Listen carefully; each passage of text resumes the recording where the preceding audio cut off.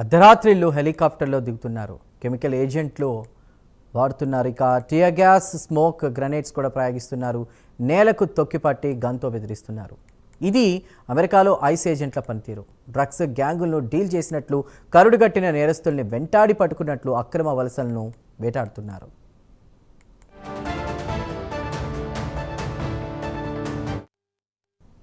ఓ పక్కన immigration and customs enforcement, మరోపక్క federal బలగాలు.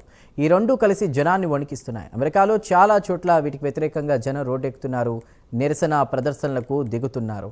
తలుపులు పగలగొట్టి లోపలికి ప్రవేశించడం, తల్లిదండ్రుల నుండి పిల్లలను వేరు చేయడం, రోడ్డుపై వెళుతున్న వాళ్లను వెంటాడడం, కోర్టు హాల్ దగ్గర మాటు వేసి అరెస్ట్ చేయడం, కాస్త ఎదురు తిరిగితే క్రూరంగా అణిచివేయడం, ఇది ఐస్ తీరు. ట్రంప్ దాదాపు 20,000 మంది ఐస్ సిబ్బందిని రంగంలోకి దింపాడు. వాళ్ళంతా ఇప్పుడు అక్రమ వలసల వేటలో ఉన్నారు. అమెరికా నగరాల్లో యుద్ధ వాతావరణానికి కారణమూ అవుతున్నారు.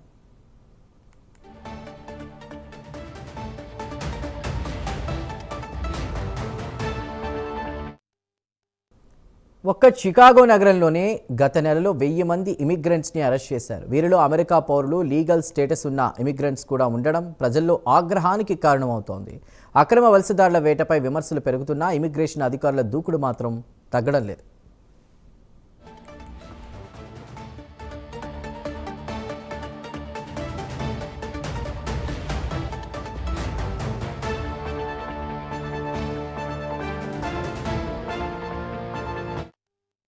షికాగోలో ఈ నెల మొదటి వారంలో అక్రమ వలసదారుల వేట మొదలైంది. వలసదారులు లాటిన్ దేశాల వారు అధికంగా ఉన్న ప్రాంతాల్లో తనిఖీల కారణంగా స్థానికులు అసహనానికి గురవుతున్నారు. ఈ తనిఖీలకు వ్యతిరేకంగా వలస సేవల కేంద్రం వద్ద తరచూ ఆందోళనలు జరుగుతున్నాయి. డెమోక్రాట్ల పాలనలో ఉన్నటువంటి షికాగో నగరంలో ఇమిగ్రేషన్ అధికారులను ఎదిరించి తుపాకీ చూపిన మహిళను బోర్డర్ సెక్యూరిటీ సిబ్బంది కాల్ చేశారు. ఇలాంటి ఘటనలను కారణంగా చూపి సాయుధ బలగాలను దిప్పుతున్నాడు ట్రంప్. ఇల్లినాయ్ రాష్ట్రానికి కేంద్ర భద్రతా బలగాలకు చెందినటువంటి 300 మందిని పంపుతోంది అమెరికా ప్రభుత్వం. షికాగోలో ప్రజల నుంచి వస్తున్న వ్యతిరేకతను అణిచివేయడానికి ఈ బలగాలను ఉపయోగిస్తారు. మరోవైపు ఒరేగాన్లోని పోర్ట్లాండ్కు 200 మందిని పంపాలన్న నిర్ణయాన్ని ఫెడరల్ కోర్టు అడ్డుకుంది.